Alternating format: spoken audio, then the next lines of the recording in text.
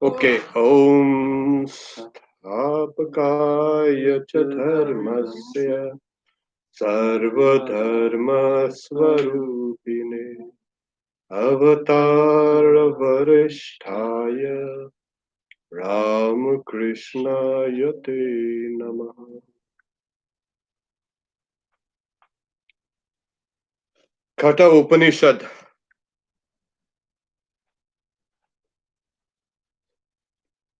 Book 2, Section 2, Verse 8. We had just read this verse uh, last Wednesday. We will take this up more or less in extension, because on this hangs the next two verses which will come, the ninth and the 10th.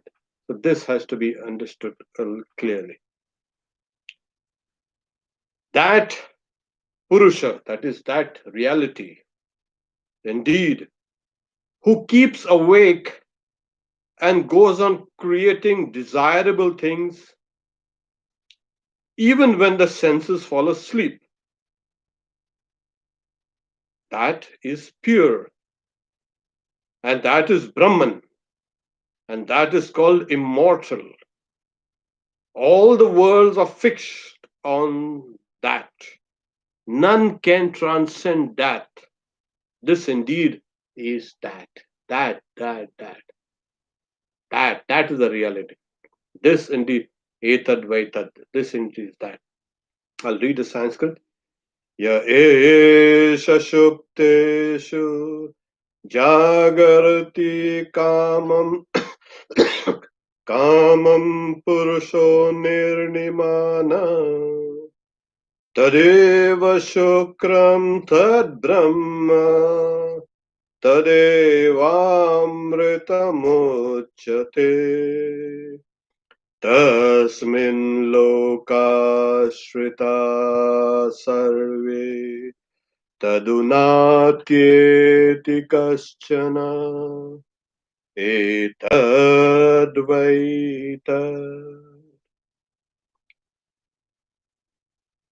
In the previous verse, we had seen that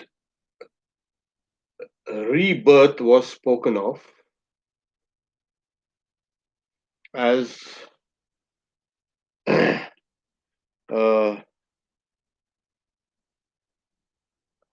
the departing of this body to the next body.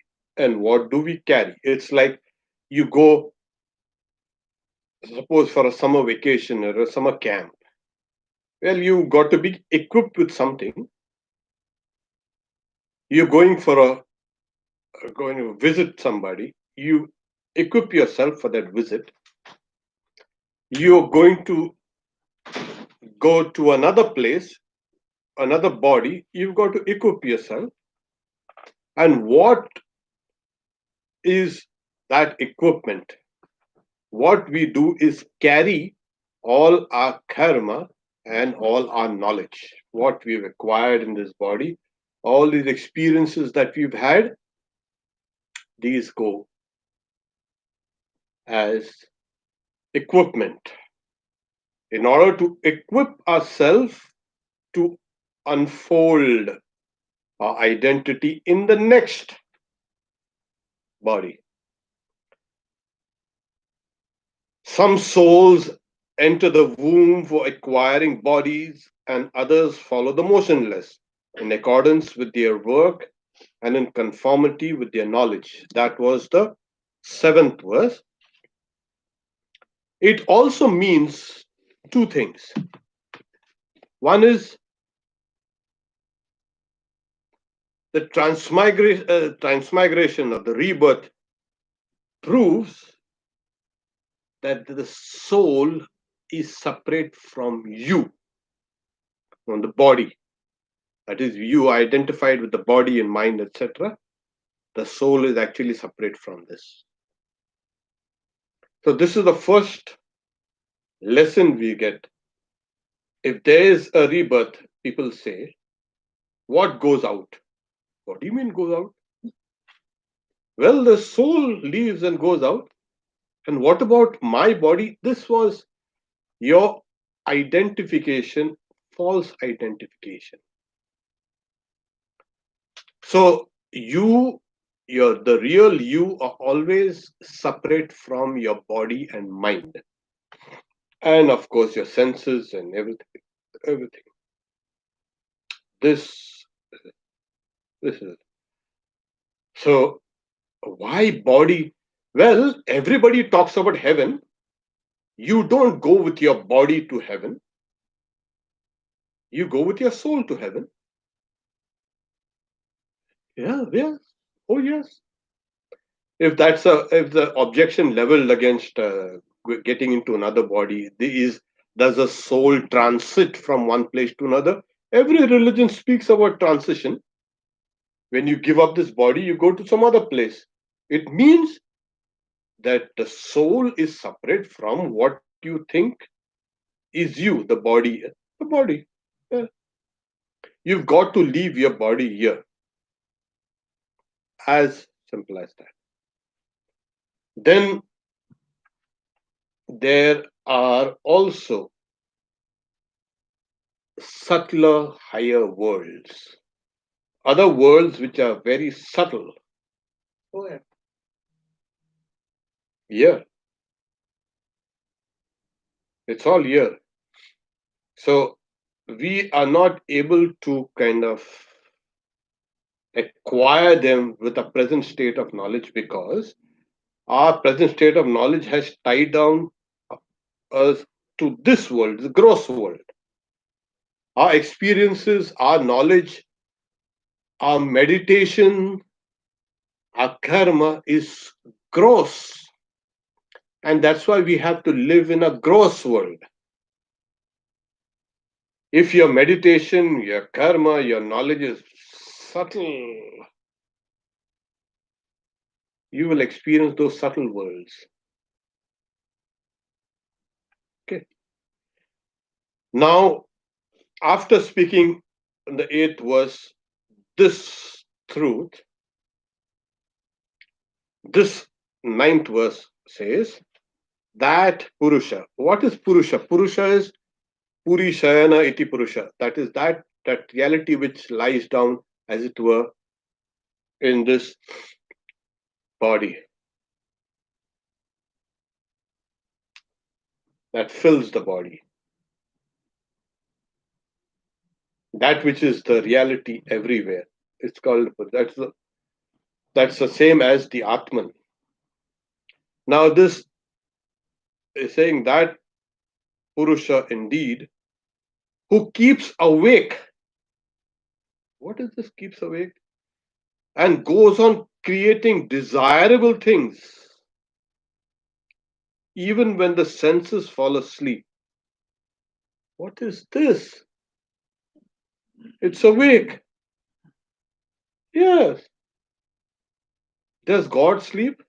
Oh, He is the ever active providence, ever awake. God cannot sleep. We sleep.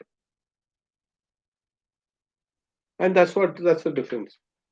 So here, now there's a distinction made, the clear distinction between sleep and awake.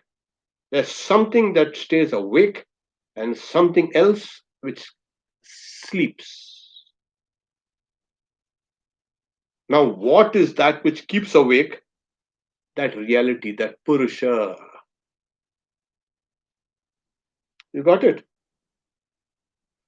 And even when the senses fall asleep, yeah. You see, when let's put it like that. So now that you have fallen asleep, you are asleep. Okay. Are you alive or dead? Obviously, you're alive because you revive, or there's an observer who sees you asleep. Oh, she is sleeping. Nobody says that person is dead. No, the person is alive, sleeping. There is an entity which stays awake there. This has been discussed very extensively in some of the Upanishads called Chandogya and Brihadaranyaka. Here, we will stick to the explanations given by the commentator Shankaracharya on this. There are a lot of philosophers, in fact, many, and there are many holy men also. They speak about this reality. Okay. And the highest thing that they can reach and read about the reality is life processes. They say, you don't know even what is life. What do you talk about the higher reality? Learn about this reality, this life, that we experience. Well, this experience of this reality is known. Life in its tremendous manifestations all over the world is unbelievable. There's life on the surface of the earth. There are lives in the seas. There are lives in the atmosphere. There's life everywhere. Even in the deepest oceans, there you find life. And we have explored only 5 or 10% of the oceans. More, a little, maybe a little more, who knows? But a vast mass of ocean life is there in its variety. It's staggering. The life that is on the planet, on the earth, is staggering. You watch anything and you get amazed. You watch a small bug also and you get amazed. Wow, look at this. There is microbial life. The earth and the clay and everything is full of life. Recently, there has been life that is millions and millions years old in the sediment of the oceans. There's life on the air, everywhere. This whole universe actually is teeming with life. Every drop of water has life there. This whole earth was made by life and for life. This whole earth was transformed by life. The very fact that we can breathe oxygen was nothing but the oxygen was nothing but it's a kind of a byproduct of all these algae. For millions and billions of years, life has transformed the earth. It's one of the most beautiful things. And when we experience this world, we experience others, we actually experience life, the manifestation of life. A bug might come and bite me, or I might get poison ivy. Somebody might scold me, somebody might praise me. I love others, I dislike others. All this is the manifestation of life. I grow, I get some illness, that's also a manifestation of life. The body decays, that also is manifestation of life. It becomes old, that also manifestation. Everything we ever know, will ever know, is but the experience of life and life, nothing else. Why? Because this is the most palpable fact in this universe. Life in all its variety. And the human mind has been so enamored with life. What's life and life and life? And yet, all life is interconnected. My life depends on your life depends on my life, and both our lives depend on the life of the tree and the whole kind of environment out there, from the smallest to the highest. There is no internal and external in life. everything is co-dependent. Nothing is independent in this universe. That is the nature of life. We should have learnt it, not to bring in divisions. And we are so divisive in things which are unitary. It is non-divisive. Life in all its variety is a huge fabric here covering this universe, this world. And yet all this life has sprung out from one source, one cell that could replicate itself, could copy itself. And it went on and on and on and on and on. That's why we carry with us the whole evolution of life, the origins. We also carry what will destroy us, the end of our life.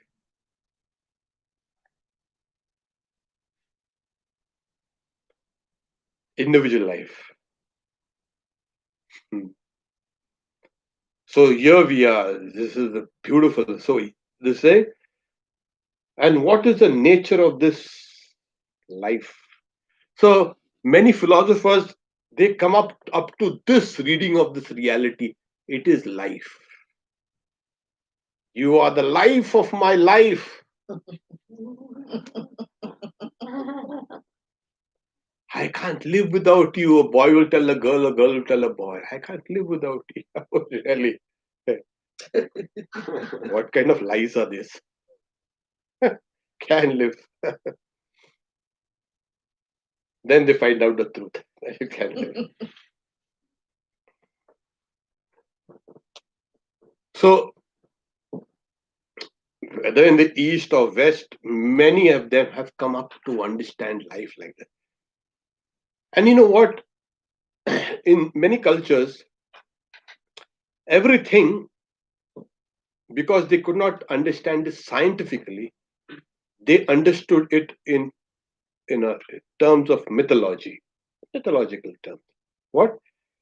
Everything has a kind of a soul, a tree, a plant, an animal, a bird, a mountain, a river, a lake. Everything has a soul. Anima. Anima. That's the animal.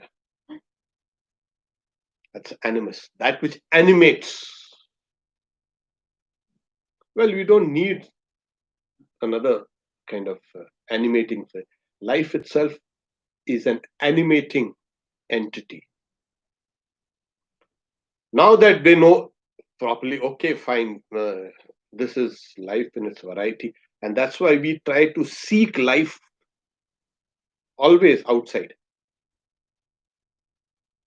Either alien life or someone to love, because it's a life that combines with life to create life.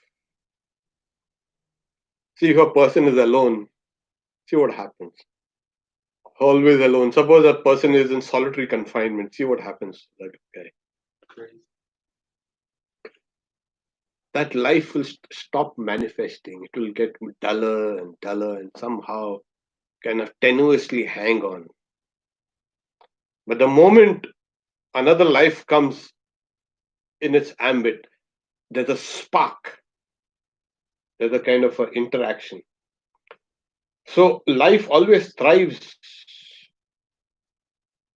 in life with other lives. So we know this. This is existence as we know it. Here in this verse, they go one notch higher. This life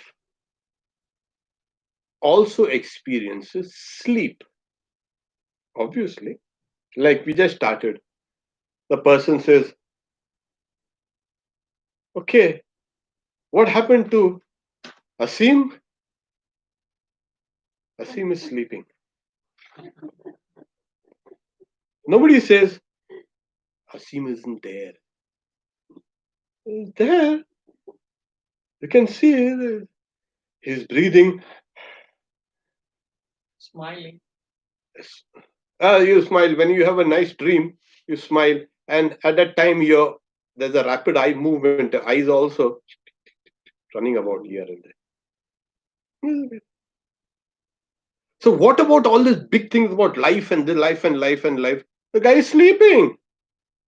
Everything, everybody goes to sleep. There are some who sleep sitting down. There are some who sleep lying down. There are some who sleep standing up.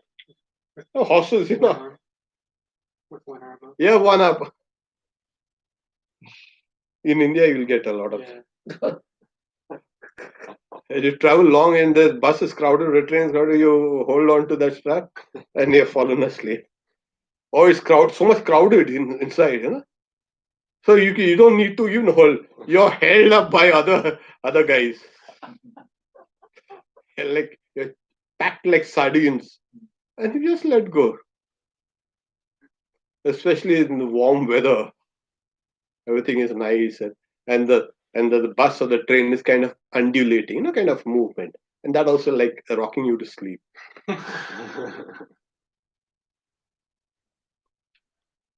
So life also experience something like sleep. Well, this year, this verse says that the Purusha is different from life. It, like I said, it goes even higher to discover something that is even beyond life. And what's the nature of this? It says that Purusha indeed who keeps awake. Why? Because that is consciousness. Consciousness cannot fall asleep. If it was that, it would not be consciousness. But bodies do, life does. That is reflected consciousness. And that's the reason why we get bogged down. A lot of people trying to understand consciousness in the brain, consciousness in the neuron, consciousness in the mind, consciousness in the body. They can't find this consciousness. Where is this consciousness?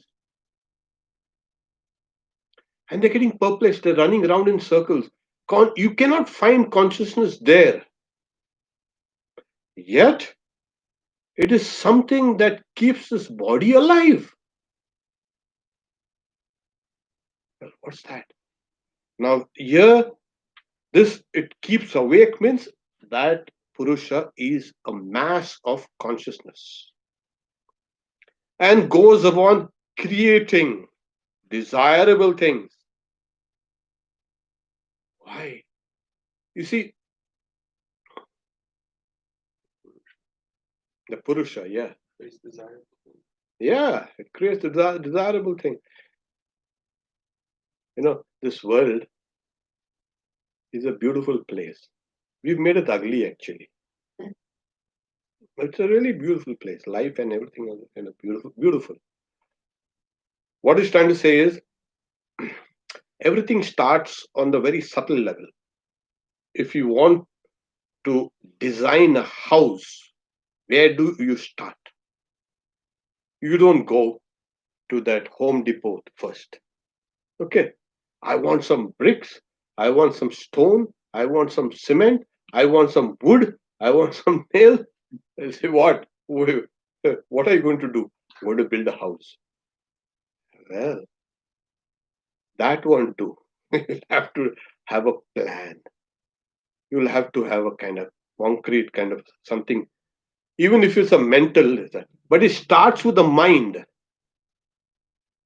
You create that house first in your mind, then make it even a little grosser in the mind, bring it out. This will be the color, this will be the roof, this will be the angle, this will be the thickness of the walls, and this that. You got everything, and then now you bring it even more, make it more grosser, and bring it down on paper or on computer. Yeah. So it's getting, so that which started on the mental level is now getting grosser and grosser. Now you need to go to the city council and get your plan for the house passed, and then they will say what about the sewage, or what about the water, what about the utilities, electricity, and this and that and all. And then you'll have to do all those modifications. I completely forgot. Yeah, okay now. And then you can go to the contractor, and the contractor, you don't have to go to the Home Depot. You go, and you see that thing coming up, and if it tallies with what you had first imagined, what you had conceptualized, what you had mentally created first, you feel so happy. If your mental creation is not what you see now outside, you're so disappointed. You get so annoyed. So we first create things. Always. We are constantly creating things. And that is what we are constantly creating this world. We live in a world of our own creation. Always.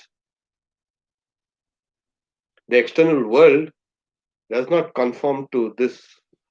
It's a figment. But if we can bring some of ideas down, we become creative, we become scientists, we become experts, we become, you can say, geniuses, whatever. Now, when you see this thing happening, creating desirable things, well, yeah, it starts in the mind. So, creation starts from the subtle level. So, on the very subtle level, keep on creating things. You keep a person quiet. It's like, okay, since we are all spiritual aspirants, you're sitting down and trying to meditate on God. Okay, you're meditating and trying to meditate on Shri Ram Krishna. And then you hear a small sound. Somebody opens the door and leaves. Immediately your mind will say, oh, so and so has entered. Obviously, noisy. And we start imagining. So your mind, which was meditating on God, now has started creating all these things. The moment you let go of your mind, it will start creating things. A person just can't keep quiet and still. Constantly that person, that even that thing doesn't want to stay still. You see, it wants to have. Consciousness there.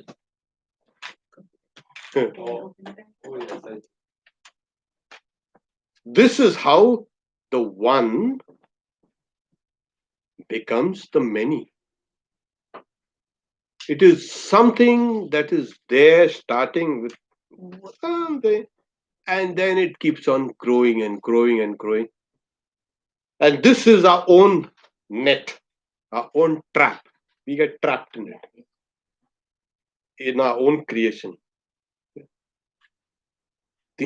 What is this subtle creation of the universe? Yeah, we'll get down to that.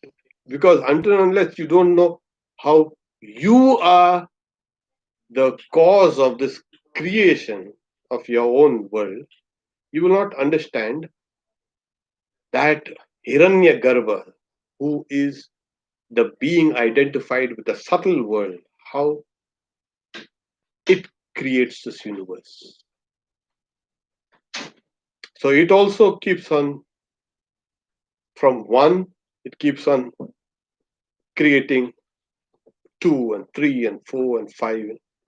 It's like the domino effect, or everything kind of breaks down from one, and it keeps on rolling down, down, down, and it becomes a huge mass. So who does this creation? In the individual, as the commentator says, you create out of ignorance. Yeah. Because if you had knowledge, the knowledge of the reality, the Purusha, you would not have gone for creation. I am self fulfilled. I don't need anything. I am pure. That's what later on it will explain what is that.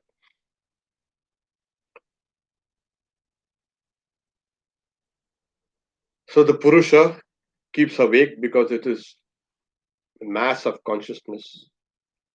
When everything else falls asleep, and in that it keeps on creating things, desirable things. Now, what is the nature of that consciousness? The whole verse is speaking in kind of indirect, you can say, methods. It's trying to explain what is that consciousness which is distinct from your creative abilities. It is distinct from your life, faculties of your life, all the life, what we explain. There is something distinct. What is that something distinct? Yes, this is what he's saying. That is pure, pure consciousness. That is Brahman.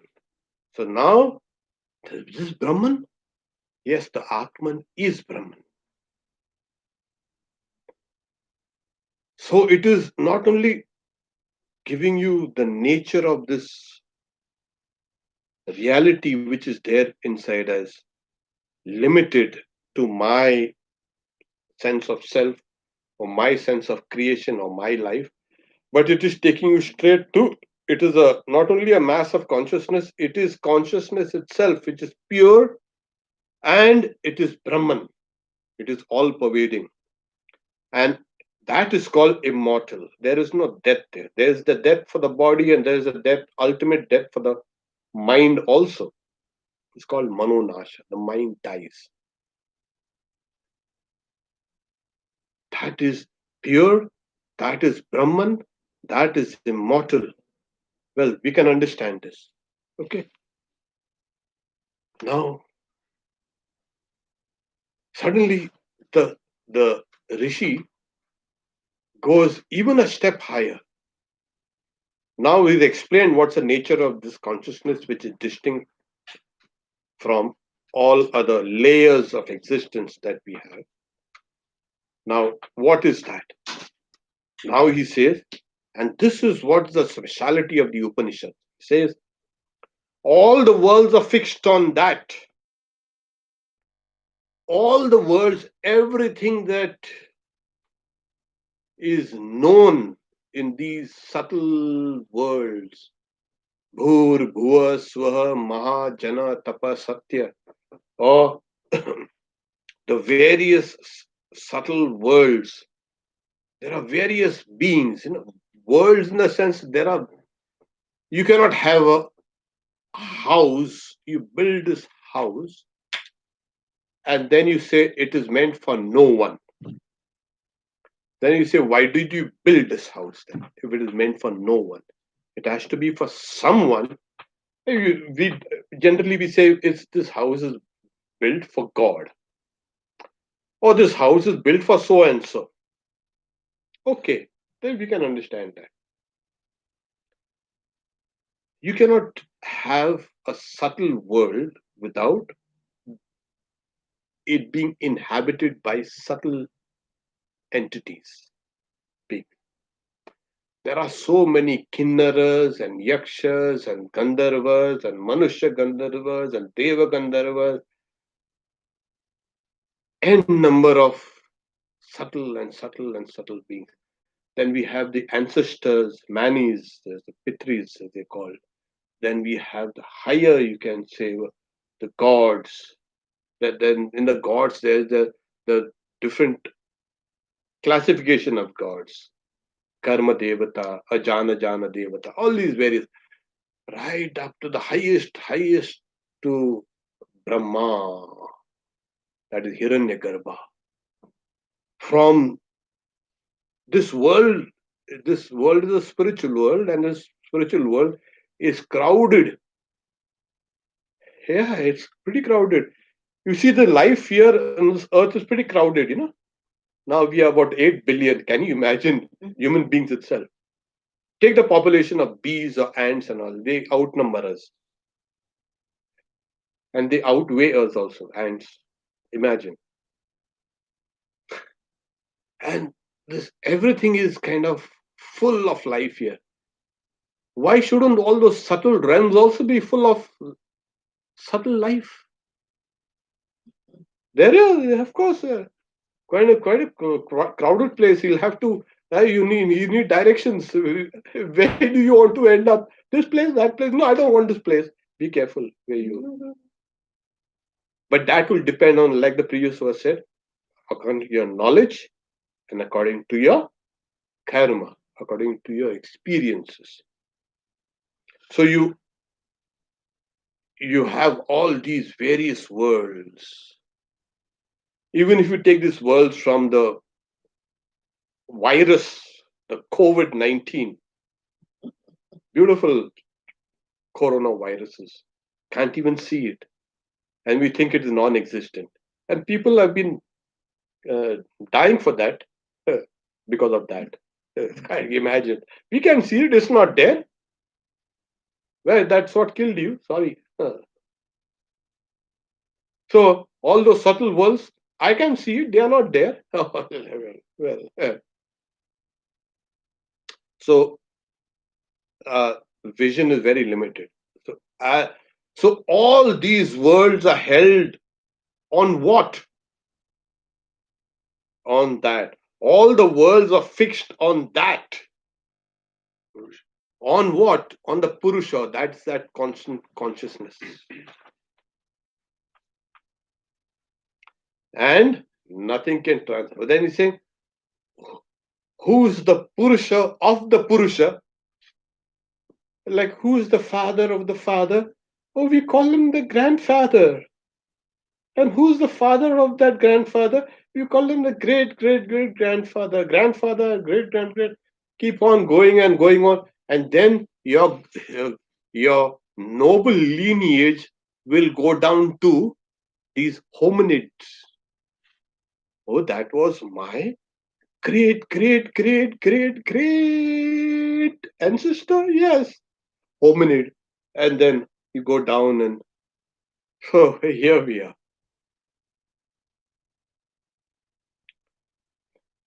You cannot. Who's the father of the Purusha? And that's why the Upanishad says, yeah, everything is fixed on that and none transcends that Purusha. That's it. You don't need another consciousness to know this consciousness. Why? Because it is self consciousness. That's people say, who am I? Please, you know yourself because your consciousness is always self consciousness. You close your eyes and know who or what you are. You know it exactly. Why? Because of that self consciousness. You don't need another consciousness to say, who am I? And you look at that mirror, who am I? And the mirror will say, who am I? You throw something at the mirror and mirror throw a reflection and am I good? And the mirror will say, am I good? Do you need a mirror to keep on behaving like this? Just close your eyes and you know what you are. So consciousness is always self-consciousness. That is why this thing. None transcends. This is that. Because the question was, I will tell you about the secret Brahman, Guhyam Brahma Sanatanam. I'll tell you. Now it's no secret anymore. It is now an open secret. Swami Vivekananda he had given one of his lectures here, the open secret. And that's what it is. It's an open secret. The Atman is Brahman. This individual consciousness is the universal consciousness, which is different from your body, your senses, your life processes, mind, etc. Completely distinct. And on the macrocosmic scale, it's the same thing. So, what is there within you, within all of us, is that infinite Purusha, that Brahman.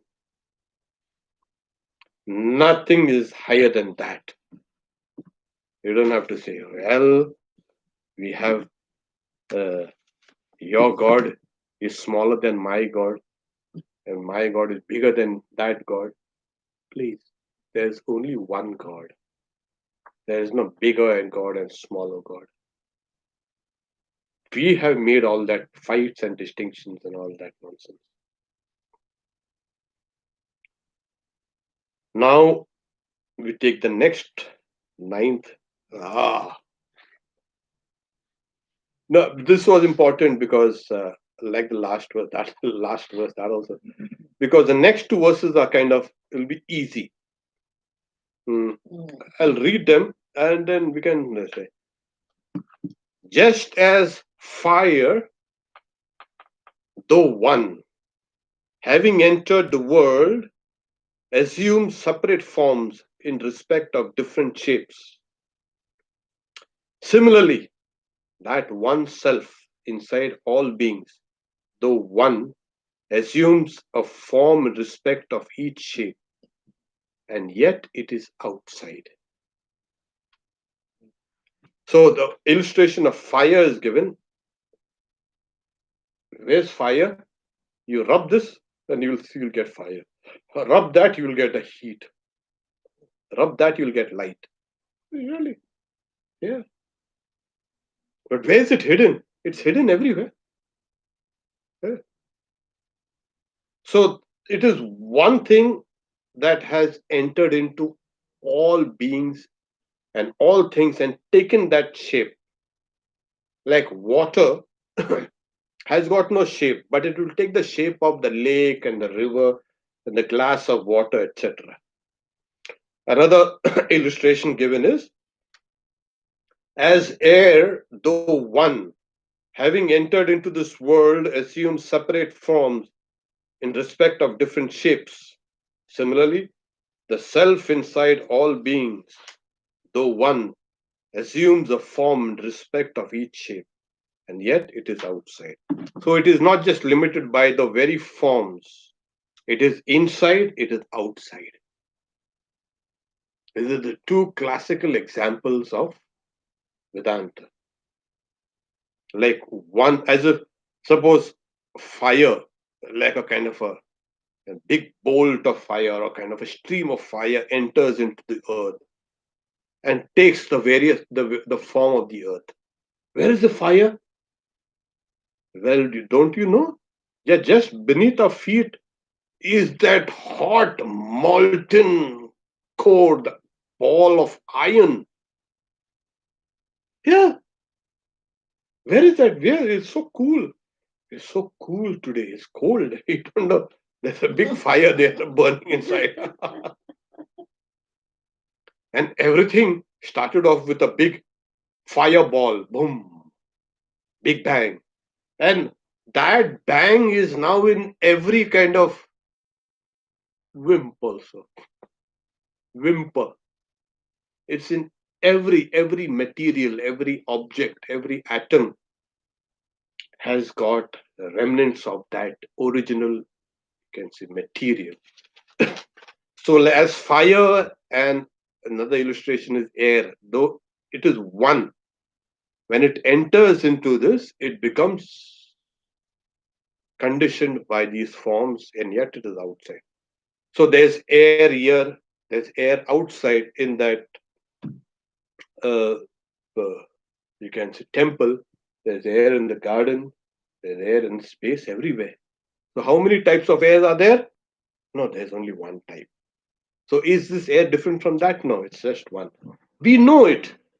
We know it is one, and it has taken various shapes and forms. So similarly, that one reality called Atman, when it has entered into everything, it has taken all those various forms. And is it limited only by those forms? No, yet it is outside. So Agniryatyko bhuvanam pravishto Rupam Rupam Pratirupo Babuva Ekastata Sarvabhutantaratma Rupam Rupam Pratirupo Bahishcha. Yet is outside. Bahishcha outside. It takes the form Pratirupam. It takes each and every form. Like the self is like that illustration of the fire or the wind. As it enters into this world, it takes on various shapes. Fire also does not have a shape of its own.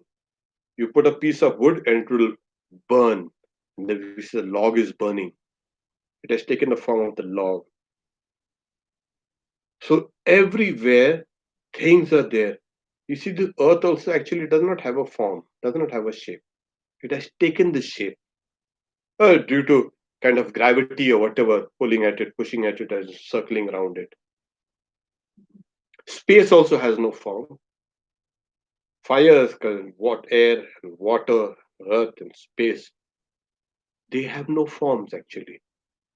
They are conditioned into a particular configuration.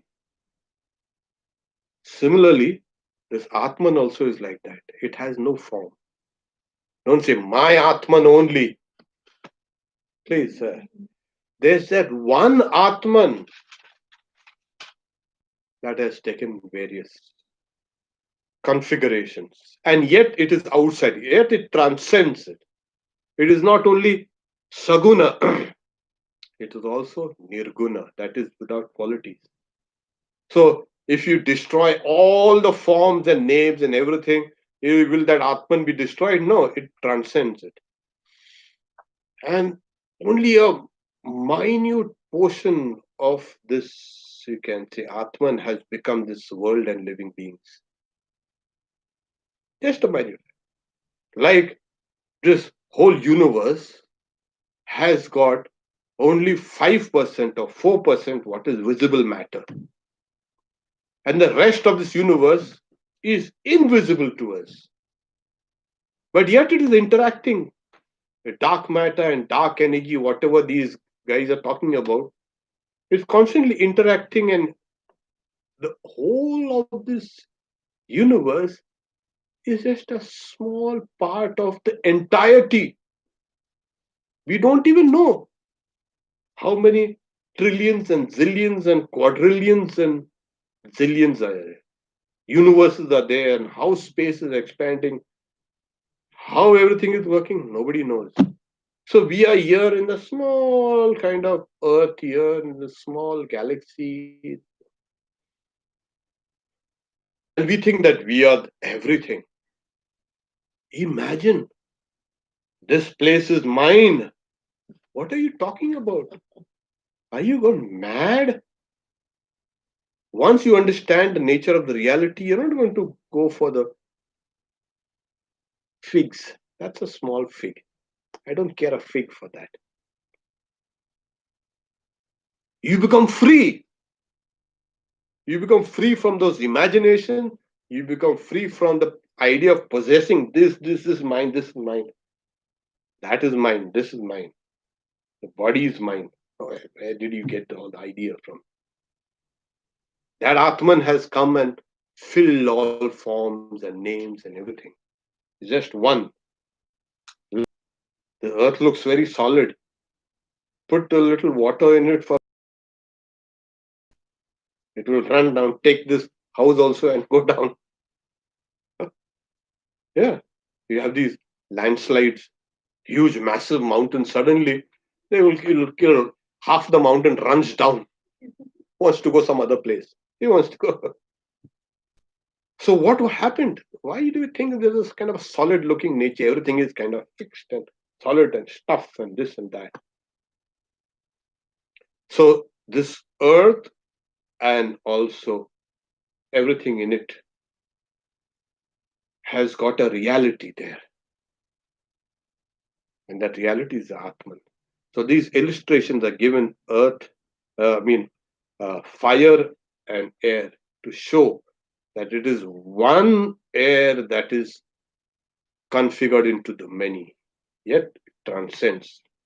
There's air inside, there's air outside. Om Shanti Shanti Shanti Hari Om Tat Sat Shri Ram Krishna Paramastu. We'll briefly discuss this next Wednesday and proceed towards the other verses in the Kathopanishad. Tomorrow, 7:30 p.m., we have the Bhagavad Gita class. Tonight, 7:30, gospel. Tonight, 7:30 is the gospel. Sarvadevananda will be. Can I have a question? Yeah.